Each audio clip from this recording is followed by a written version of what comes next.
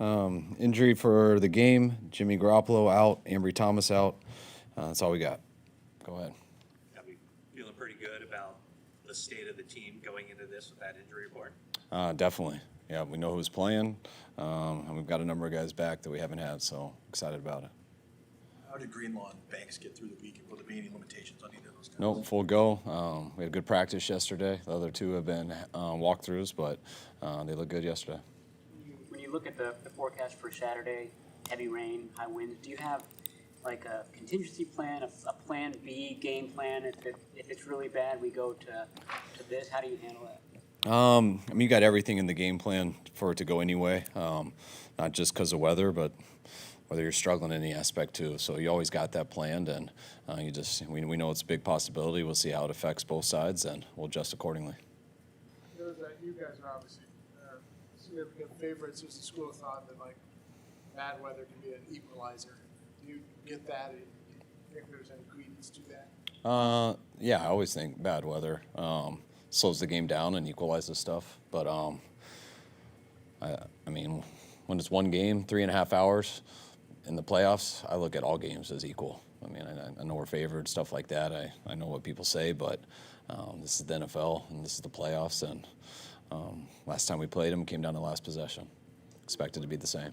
So you always went with the quarterback in a wet situation. Obviously, you had a very rainy practice. How does Purdy look like he operates in the rain? He did a good job. I did group install with the defense before, and he definitely did a lot better than me. I couldn't function at all. So it was definitely cool to watch him after, which it should be that way. But no, I think he's got some familiarity with it, just being where he played college football, and he had a good practice yesterday. Been in games in some pretty severe weather this season kind of help a little bit because everybody kind of knows what to expect? Yeah, I think it's good for guys to know what to expect because some guys who aren't in it and they get surprised by it. If you're not ready for something mentally, and no one likes sitting in rain or like sitting up at Air Force when it was like 10 degrees. If you're not mentally prepared for that, it'll really mess you up. So going through it and seeing how it can mess you up, guys will be prepared for it, and they'll make sure it doesn't affect them going into it. As far as D'Amico and his head coaching prospects, have you noticed him either asking you questions about being a head coach, or asking your opinions on things that are suggesting that he's thinking about that as a possibility? Yes, but not more than usual. Lots of coaches are like that, and especially someone like D'Amico. But I mean, we talk every day about football, usually about lots of stuff, but we're always asking each other stuff and going back and forth with things, and not just him to me, but me to him too. So D'Amico's the same as he's always been. This is a broad question, and obviously you've had a lot of experience watching your dad, but was there anything that surprised you or was difficult about going from coordinator to head coach? I mean, stuff you always get told, so you think but then you actually feel it, and it is different. So it's more lonely. It's not as, I don't mean it like that way. I'm not soft like that, but you're more a loner. I mean, usually when you're position coach, it's much easier to be tight with your players that you see every day in your little room. When you're a coordinator, it gets harder, but you're always with the offense and you're around coaches a lot more. But once you get the head coach, then someone's being real cool to you, then everyone's telling them they're kissing up, and so you end up just sitting there a lot, and no one wants to sit by you. Things like that kind of get a little bit different, but everyone tells you won't have as much time as a head coach to do your same routine. You don't believe it. You're like, no, that'll be all right, and you get into it and you realize everyone's right. There is other stuff that comes up that you didn't think about, just a lot more people that you have to talk to, and that does take time, so you got to rearrange how you do things and how you delegate, but that's all part of the process, and the main thing is before you get that job, you really understand football, X's and O's, you understand players, and you understand the importance of how everyone works together. You were in the middle of that long Falcons run before you got this job. Was it pretty easy for you at that time to kind of wall off the job versus, hearing about other teams or interviewing with other teams? It was real easy for me. You never know until you get to it. We were very fortunate because we got a bye week.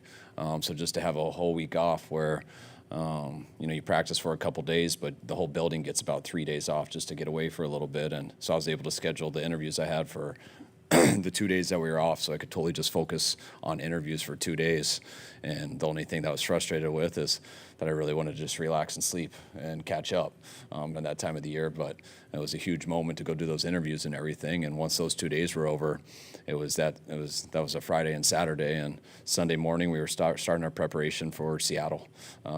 That week. We played them in the divisional round, and it was over. And then everything else was phone calls, which would happen here and there, not very much. And I got a little bit more towards the end. You got to have an idea of a staff and stuff if you know you're taking a job. But when it gets to the end, it's different because the end is a Super Bowl, and it's really easy to only think about that and not what's after that. So we'll see. How do you feel about Christian McCaffrey winning the NFC Offensive Player of the Month and Brock Purdy, the Rookie Player of the Month? I thought it was real cool for both of them. I think definitely well-deserved.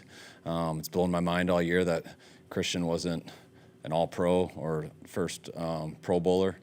So at least he got recognized for Player of the Month. But he's been unbelievable for us, and I think he's been a lot more than just Player of the Month. It seems like those two are very similar in how serious they take their job and their preparation. That they're kind of the two peas in the pod. Who's it? Brock and Christian? Yeah, they are similar in that. We got a lot of guys who fall into that category. But yes, they're both obsessed with detail of everything. There's, if they're not with us doing it, they're doing something else. But they're guys who think about football all the time, and it's not what have I done? It's what can I do going forward, and how can I do better. George said yesterday that Christian maybe had a bit of a chip on his shoulder from not making the Pro Bowl, and he thinks it's made him play even better. Have you seen that from him? I mean, I think he's gotten better and better each week for us. I thought his best week was last week, and not just by stats and results or anything, but just watching some of the things he's done, things he's improved at, and he came here doing pretty damn good also. So he's done that throughout. I think that was going to be regardless, but I'm sure that helps with some motivation to him too. Brock took time out when Christian first got here to help him with the playbook and go through stuff. Did you see that happening? I mean, it sounded like Brock just did it on his own. Yeah, I didn't see it. That's the stuff they do away from us, and that doesn't surprise me at all, though. What do you think it helped Christian to come to a culture like you guys already have established, to be traded into this? You think it was a self-motivation, hey, or player accountability, or just kind of changing environments and being as successful as he's been? I mean, watching him on tape, I know his family, but I never really knew Christian. I mean, I knew him when he was. I saw him when he was a young kid, so I knew his mom and dad, and so you think you have an idea, but you don't totally know. And we watched him on tape a lot, and I remember watching him on tape versus the Rams the week before he played us, and I'm like, this guy's style fits right in with us. I remember when we played the Rams a couple weeks after we got him. I remember showing the team some highlights from that game, and I showed him Christian, and like, see how he fits in, and the whole team could see it. And once he got here, just his work ethic, his personality, how important football is to him, his style of play. The players had a lot of respect for him before he got here because of what he's done, but the way he's handled himself just as a person and what he does in practice every day and what he's done on the field on Sunday, he's fit in great with everybody. He was there was a 3rd and 6 play near in the red zone, and he ran like a short double move route for a 7-yard gain. It looked like I know this is the idea for him, but it looked like a wide receiver. Is that the fact that teams have to probably put a quarterback when he splits out, where sometimes they probably get away with safety or something? Is that an advantage he brings? Yeah, it's huge. That's what the advantage is for Debo when he's in the backfield too, because it's hard to put corners in there and play man coverage.